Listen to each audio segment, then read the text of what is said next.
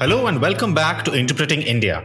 As the world looks to emerge from the shadow of the coronavirus pandemic, 2022 so far has been defined by precarious geopolitical relations, drastically shifting economic trends, and a rapidly evolving technological landscape. This season, we at Carnegie India are examining many of the challenges and opportunities that India will confront in the coming decade. I'm your host, Deep Pal, and this week we are discussing Australia and India's areas of convergence in the Indo-Pacific. The Indo-Pacific has emerged as a region of great significance. China is cementing its strategic presence in the region with a push toward financing infrastructure, announcements of alternative security and development mechanisms, and security pacts, most recently with the Solomon Islands. Meanwhile, the United States remains preoccupied with its various priorities, including the war in Ukraine and a broader engagement with European security. As regional dynamics continue to evolve, actors like India and Australia find themselves facing common concerns as well as opportunities that continue to converge. In this episode of Interpreting India, we discuss the recent developments in the Indo-Pacific. What would be the contours of an Indo-Pacific strategy that counteracts China's adventurism and influence in the region? How can India and Australia strengthen their bilateral relationship by harnessing their national defense industrial bases? And how can the Quad countries become significant contributors to public security in the region? Joining us today to discuss this is Ashley Townshend, who is Senior Fellow for Indo-Pacific Security at the Carnegie Endowment for International Peace. He is also the founding co-chair of the annual US-Australia Indo-Pacific Deterrence Dialogue and a non-resident senior fellow at the United States Studies Centre at the University of Sydney.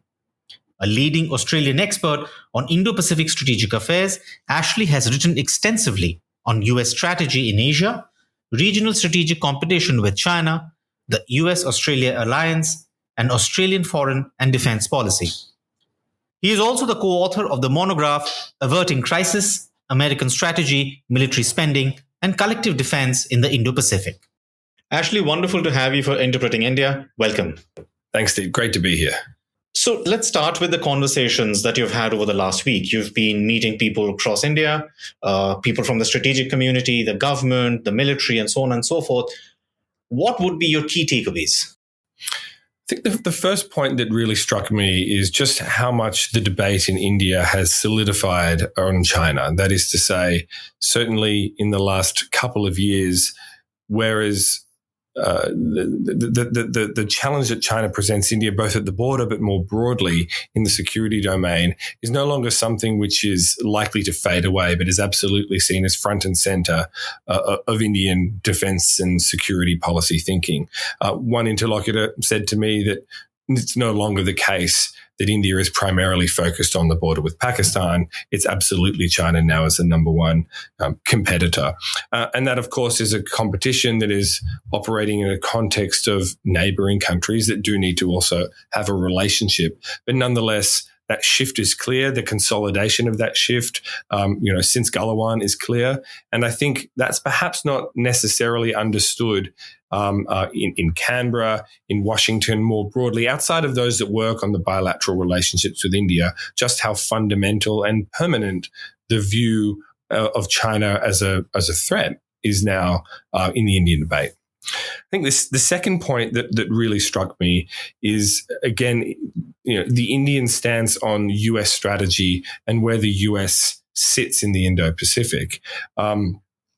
Just as there is concern in other parts of the region, again, in Australia, in Japan, in parts of Southeast Asia, concern about America's focus on the war in Ukraine and America's preoccupation with European security at the moment, that really came through strongly here in India. There's definitely a sense that the United States is distracted, both in a security sense because of its focus right now in Europe, but also more broadly in the sense of building out a more well-rounded Indo-Pacific strategy in the economic and diplomatic, technological domains in Asia as well. Now, of course, that's not to to downplay or to neglect things like the Indo-Pacific economic framework, which we can talk about later. So there are elements of that are well understood and appreciated here. But by and large, there is a sense of concern that the United States is not only in relative decline, but is in relative distraction compared to where we hoped it would be after withdrawal from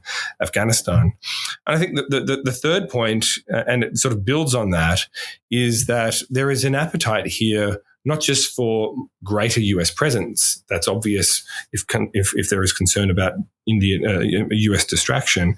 But there is an appetite here for greater presence and coordination with like-minded countries. So India's history, strategic culture of non-alignment is obviously still there, but within the context of strategic autonomy, the pursuit, the interest, the ambition for a range of bilateral and multilateral partnerships, including in the security domain, but not only, is now very much front and center. So to the point that it would really not be accurate, in my view, to say that India is a country that has a hard, non-aligned position now. It has a non-alliance position, but it seems to have an increasing multi-aligned framework within the context of specific countries and specific functional areas of cooperation. That's really useful to know, because when we sitting in India talk about any of these approaches, the question always is that if how the message is being received, right, on the other end. So let me take that question forward and see that now that these are your impressions from the perspective of the Australian strategic community, what does all of this add up to? Well, I think the first point there is that there is a great deal of convergence between India and Australia when it comes to the Indo-Pacific and what we want to achieve and what we're worried about. Those 3 points I mentioned at the beginning: concern about China as a competitor and as a threat in the region, concern about US distraction and its need to be more present in Asia in more ways, more often, more quickly. And the third point about the need to pursue multilateral and a large number of bilateral alignments in order to achieve our objectives. That's how Australia sees the world. Maybe go back to 2017, where Australia launched its foreign policy white paper. And it was really a white paper that placed these dynamics front and center.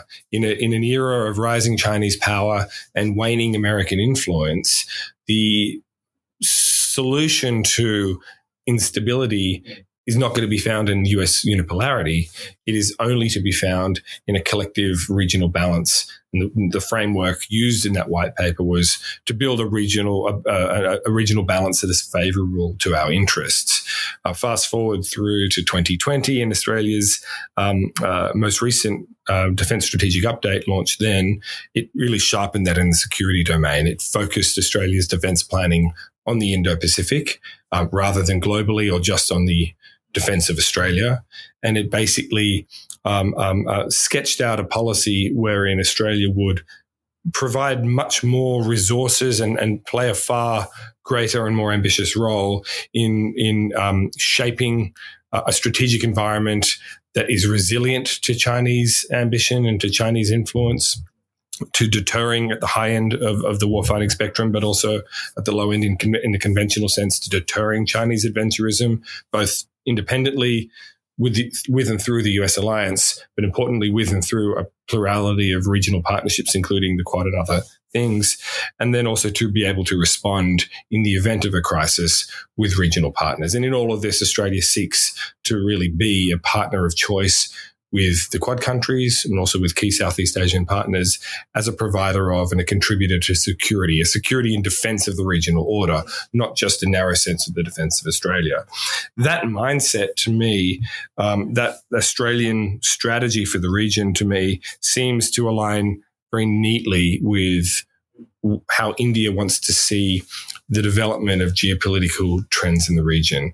It seems to me that with the sort of with the concerns that India faces at the border, in the region, including in the maritime space, across domains from the security, from security challenges through to geoeconomic and technology challenges, through to the challenges of development and infrastructure financing in the region, that India is looking for and has a great appetite for ambitious involvement by countries that share its values, that share its interests, rather, in this regard. And I think there seems to me to be great appetite to do more on the Australia-India leg of providing that kind of ballast to and pillar of order in the region.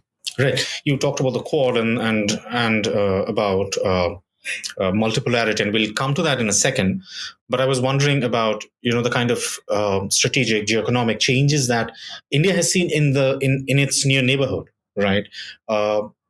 Australia has seen similar things happening, whether one talks about the islands, whether one talks about ASEAN. Right. With that in view, right. What are the clear challenges moving ahead for Australia? The clear challenges for Australia right now are, I think, to be able to do multiple things at once. So the last Australian government had a Pacific Step Up. It resourced its Pacific Step Up fairly substantially on the domestic side, but clearly not to the point that it was able to prevent or at least complicate the efforts by China to really build Chinese influence in parts of the Pacific. And of course, the security agreement between the Chinese government and the Solomon Islands government earlier this year really highlighted just how far, or the endpoint or a way station even, of Chinese influence in the Pacific, and just how far things had moved in that direction in certain Pacific Island countries. And of course, it's not only limited to the Solomon Islands. There is indeed a pursuit of influence and of presence, political, geopolitical, economic, but also strategic, in the Pacific by China. We've seen in a range of countries in that region. So I think for Australia, there is a need to step up further that effort and do so in ways that are clearly going to be more effective than they have been to date, but do so in a way that doesn't preoccupy the rest, the larger horizon, the broader picture of Australia's investment in Indo-Pacific security.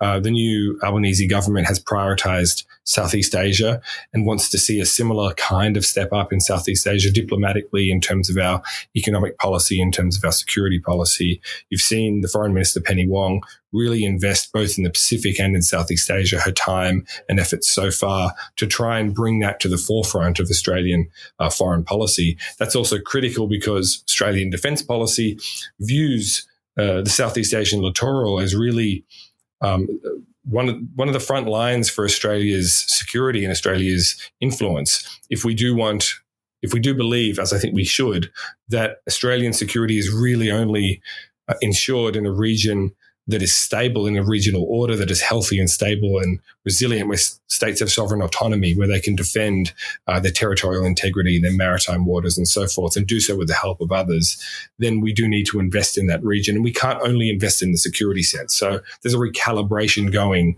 when it comes to the prioritization of Southeast Asia. So that's the second thing we have to do at once. And then we also need to balance this kind of investment in statecraft and defence policy in the region with our alliance management and our management of major power defence cooperation and strategic cooperation with the United States, Japan, and with India. So the US alliance, the strategic partnerships with Japan and India as well, and the Quad as a collective. And different tools are required for each of those partnerships. And it's very easy for a country which is a small country and a small bureaucracy to privilege some over others, when in fact what Australia needs is investment in all three of those levels, if you like, of Australian statecraft at once. All of this, as we were talking earlier, right, have to happen at a time when there are a number of other developments that are happening, right? So as we were talking earlier, the necessity is to be able to walk and chew gum as well. And that is somewhere you were saying that there has been a commonality in the way Australia sees how geopolitical, geoeconomic, and strategic developments are happening, and how India also sees them. Yeah, that's right. I think in a very clear commonality for me is the conversations that we've had this week with Indian security thinkers on multidimensional security, on thinking about multidimensional national security challenges, multidimensional deterrence, integrated deterrence, to use the Biden administration's term. Australia has also been pursuing for some time now a much more integrated whole of government, whole of society approach to the challenges in the Indo-Pacific. Some of that is expressed and is undertaken on the home front through counter foreign interference legislation, through counter espionage legislation, through the strengthening of controls on inbound finance by China in Australia or in critical sectors, and so on and so forth. Part of that is also in the way we engage and work with regional countries, let's say in Southeast Asia, to build up their cyber resilience, to build up their own counter foreign interference or their own counter disinformation competencies, and so on and so forth. The struggle that plays out for influence in those spaces, the struggle that plays out for influence in the region in the economic space, with rising stocks of rising flows of Chinese investment in the region as a whole, the major provision of infrastructure financing, the delivery of infrastructure projects, be they white elephant, be they critical, depending on the project in the region, buys China influence, and is something which Australia, Japan, India, the United States, in different configurations, have tried to combat. But the way that these different kinds of influence and shaping activities by China build the groundwork for military strategic influence, or the denial of military strategic influence to us, is well appreciated in Australia. It seems to be well appreciated in India, and there certainly seems to be an appetite for working with countries like Australia on certain elements of this, where we have been, both of us, on the front lines of some of the pointier actions by China in recent years. Let's say economic statecraft or economic coercion that both of our countries have experienced, or Chinese-led disinformation. There is a willingness to learn lessons and to inform others about best practices that comes through. So if we take that a little further, right? I mean, Australia, India, or even other regional players, right? If we do look at China's increasing spread in the region, we are talking about a player that has far higher capacity. And even as actors like India, like Australia, or anyone else are trying to get there, there is definitely a lag, right? How do you see these countries dealing with the fact that in the coming decade, China may actually be, in terms of geo-economic aspects or political aspects or strategic aspects, manage to put other players behind? There would need to be a coming together of these players, but there would also this would also possibly be the time when China would look at moving ahead with some of its objectives, with some of its must-say goals, and all of the rest of the players will have to figure out how to contend with those. Yeah, so I mean, two points to that. Number one, I think at a high level, it's clearly the case that we can't counteract or deal with the consequences of Chinese influence, of Chinese presence, if we act alone. Collective action should be synonymous with Indo-Pacific strategy. No country's destiny in the region can be shaped by themselves alone. I think that's well understood. But what that means is that in very practical ways, countries that have shared interests, that have substantial, if not perfectly overlapping interests, need to work together on a range of fronts. This characterizes multipolar systems as well. The Indo-Pacific is not the struggle that we are seeing is not between China and the United States alone. It's between China and a range of countries, and the US is a factor in this. India is a factor. Japan is a factor, Australia, and so forth. It's very messy, but the alignments and the coalitions that can be built around responding to, shaping, and counteracting the elements of Chinese behavior that are most corrosive to order or to stability or to principles like sovereignty that we want to see maintained in the region. That is the form of those efforts will be different, but the objective will be common. I think there's also a point here about timelines that's worth bringing in. One thing that struck me, one thing that strikes me about the debate in Australia, in the US, and in India, say, about defense policy, about strategic policy, and about the challenge that China presents, is that timelines are absolutely front and center to those discussions right now. And I think the war in Ukraine has put that into even sharper relief. By this, I mean, in the United States, it's a very common narrative. Not everyone believes this, but it's a very common assessment, really, that between now and the end of this decade, the Chinese military will be at its greatest level of preparedness for undertaking a Taiwan-style contingency or even another contingency in the region, and the US will be at its lowest point of preparedness to deal with that. So that we really have a fairly short-term window to prepare ourselves as best we can to deal with what is likely to be an asymmetry in our ability to defend or to respond to a potential act of Chinese aggression, and that in fact we need to do so in order to deter it.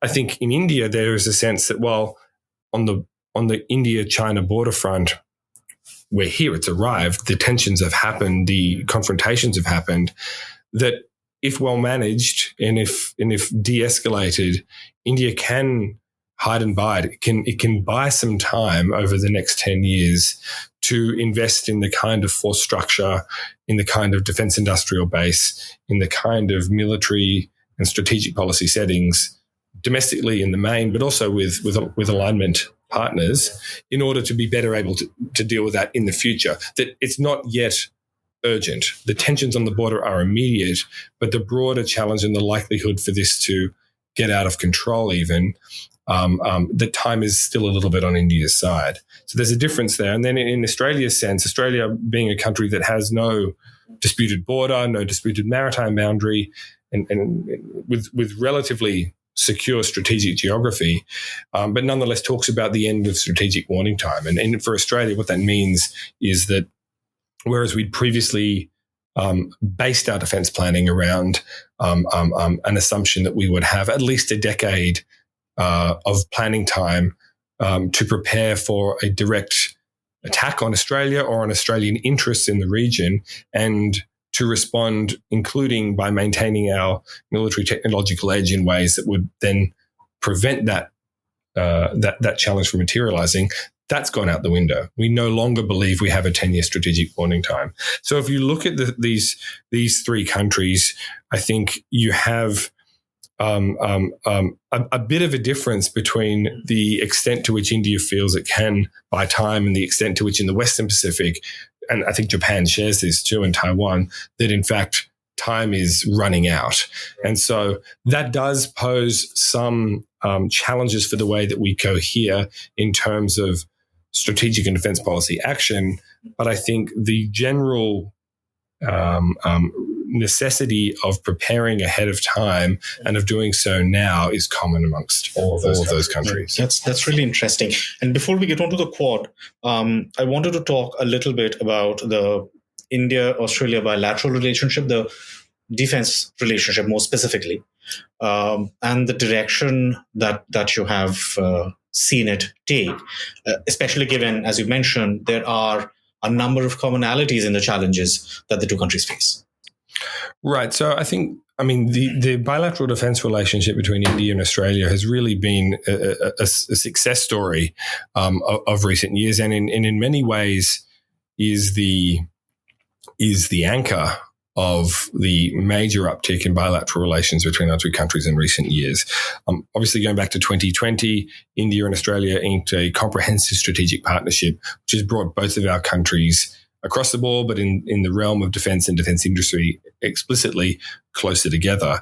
And some of the dividends of work that's been going on, for a decade now, in bringing India and Australia closer together as like-minded maritime partners in the region have and can now be appreciated. Earlier this year, for the very first time, we had reciprocal P-8, anti-submarine warfare aircraft visits and operations in each of our countries. Indian P8 was in Australia undertaking patrols and anti-submarine warfare drills off northern Australia. And the same thing then took place with an Australian P8 visiting India and doing similarly in the Bay of Bengal.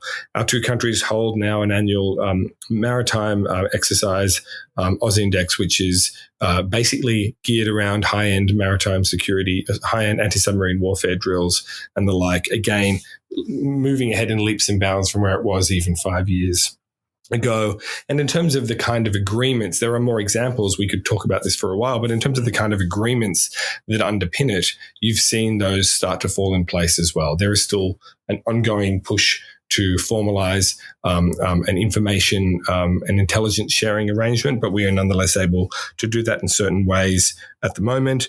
There's also the mutual logistics support agreement between our two countries that provides for a greater depth in operating in each other's strategic environments, as well as providing support to each other in an operational sense. And I think you've also seen most recently a bit of a reset and a reprioritization of a bilateral defense industrial part to the defense relationship as well. It's not the easiest part. It's certainly something which I think all countries in the region find difficult to do, because defense industrial cooperation is a very it's a very sensitive area, and it's an area where a lot of industrial and trade policy restrictions are often in place. But I think there is a clear commitment by both countries, both, by the way, which are looking to strengthen their own national defense industrial bases. We talk about sovereign capabilities in Australia. We're looking to build precision-guided weapons in Australia with Australian industry content, because we recognize that these are critical and that we can't rely on global stocks. India is pushing to indigenize its defense industrial base. It's looking to make in India a lot of its high-end and new and emerging technologies, as well as existing legacy platforms,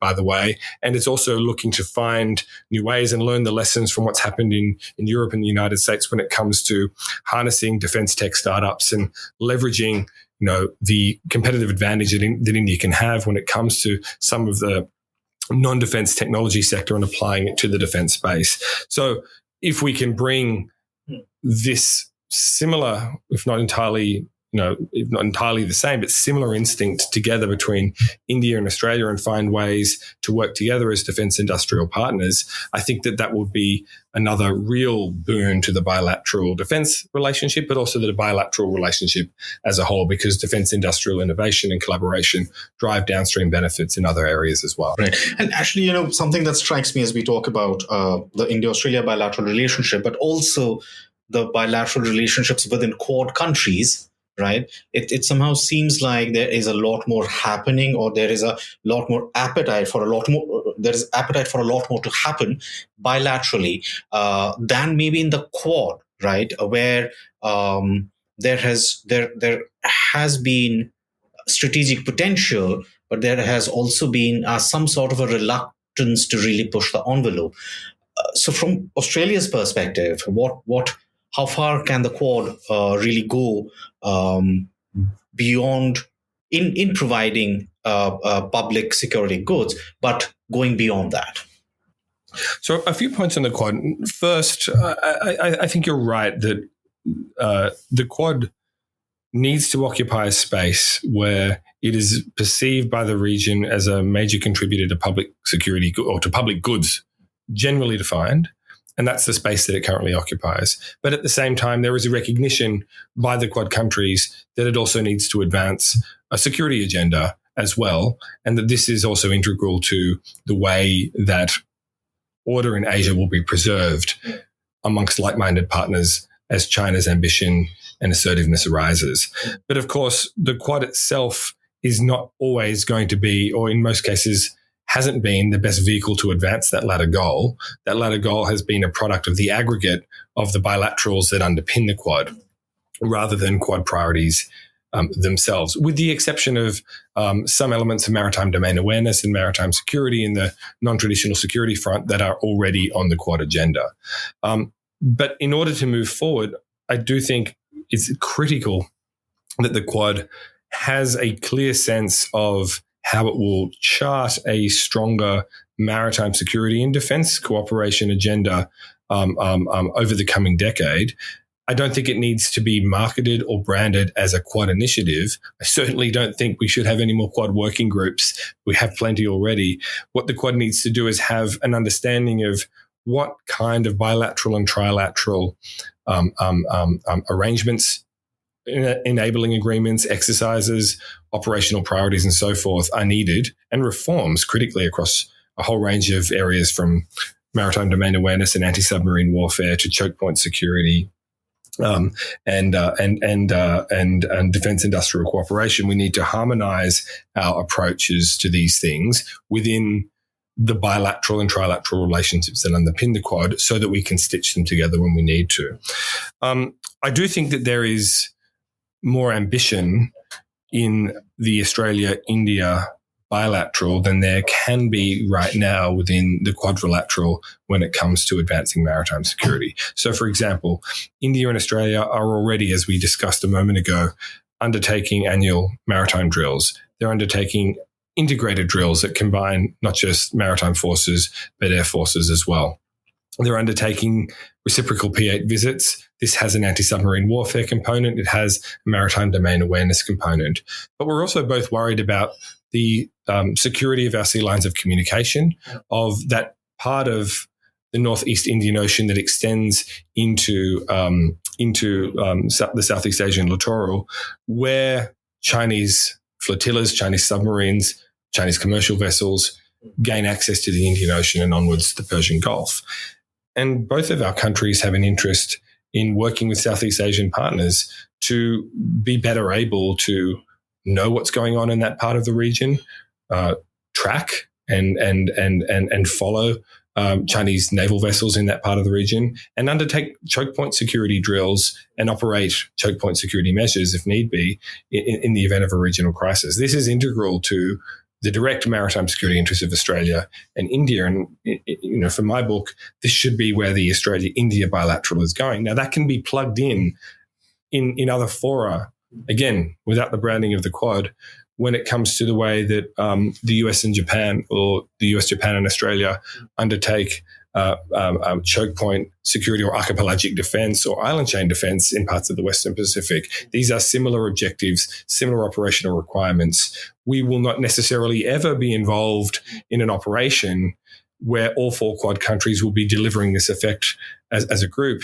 But certainly we want to be in a place amongst us in time where, for reasons of capacity, of political will, of whatever, we can plug and play across the Quad, air crews, maritime assets, ISR, etc., and bring together a coherent package to provide a coherent effect in the region. We do need to be able to do this in time, and I do think the Quad needs to have this mindset lodged beneath the bilaterals and lodged beneath the other good things that it's doing in the region. Perhaps that is the most effective way of looking at the Quad, right? A kind of an arrangement where these various other initiatives can, as you said, plug and play. And that is where my next question comes in.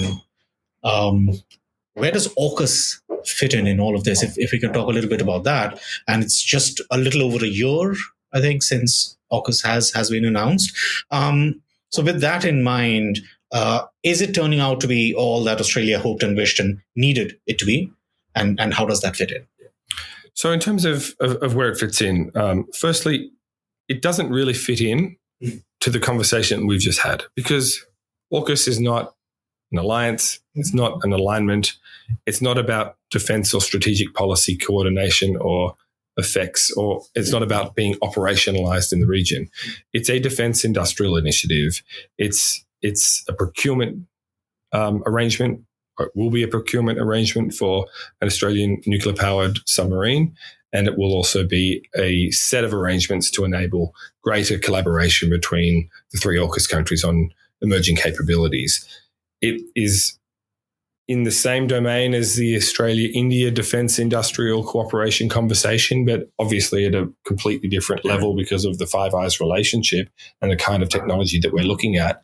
But other than that, it really doesn't connect to our conversation about regional alignments, about what we want to do in the region, about policy, because that's not really what AUKUS is about. And I think there's still a lot of misperception about that.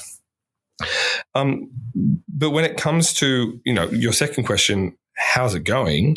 I think it did have its second birthday this week. There were some things to celebrate. There's been a major overhaul, for example, in the Australian bureaucracy. Really, we're talking about hundreds of people that have been reorganized in different parts of our system to deliver on the AUKUS agenda. We've seen similar fairly substantial institutional and bureaucratic reforms in the US and in Britain in order to deliver on their side of the AUKUS equation as well. So that is progress. The submarine arrangement is being, the pilot the study is being undertaken at the moment, and we won't really know much about that until March. So I won't comment further about the submarine deal. But on the emerging capabilities side, I don't think we have much progress to show for 12 months. What I think Australia hoped is that we would have seen much more of an urgent move towards the kinds of export control, ITAR, and tech transfer reforms, regulation reforms that are needed to really enable a seamless two-way integration between US and Australian and British defence industrial bases. And we've been here before. In 2017, the United States, Britain and Australia came together in an expansion of the US national technology and industrial base. And that really should have provided the kind of integration of Australian and British industry into the US defence industrial base that AUKUS is now trying to achieve. That project failed because really the cultural barriers to doing that in the US just couldn't be broken down. So AUKUS is a second bite at the cherry in that regard. And I don't think we've seen a whole lot of progress on that front yet, although it is comforting that everyone now understands the problem in the same way. We still haven't gone that extra mile to solving it. And then the other part that I think we still haven't cracked in AUKUS, but will take a bit longer than 12 months, is really the way that we seek and the way that we determine capability priorities that we will seek as a group. Now, AUKUS has 7 working groups on emerging technologies that are now in force, and each of those are domains that matter: artificial intelligence, quantum, hypersonics, etc. But with one or two exceptions, they're domains of R&D. They're not domains. They're not capability priorities that can be fielded even in a 10-year horizon. Now, we are looking to show some proof of concept with certain elements of that agenda. Unmanned autonomous vehicles is one. In the next 12 to 18 months, that will be positive. But I think the jury is still out as to whether AUKUS is going to be able to reform export controls quick enough and select capabilities that can make a difference operationally in the region quick enough, and to do so in the next 5 years better than some of the other kinds of initiatives that the US, Britain, and Australia are pursuing. And by those other kinds of initiatives, what I'm really referring to are new and I think quite exciting partnerships between private sector and militaries, say in the Australian context, between Anduril and the Royal Australian Navy to build an underwater autonomous vehicle in ways that circumvent a lot of the baggage and the red tape and the regulations that still exist that AUKUS is trying to break. You can try and wade through it, or you can work around it. We'll see which of those approaches works best. Right. On that note, Ashley, thank you so much for joining us on Interpreting India. It's been a pleasure. Thank you, Deep. Thank you very much.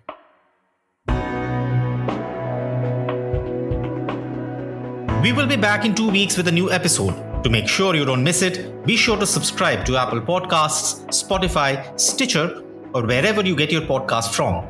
To learn more about our research and team, you can visit us at carnegieindia.org. You can also find us on social media on Twitter, Facebook, and Instagram. Thank you for listening, and see you next time.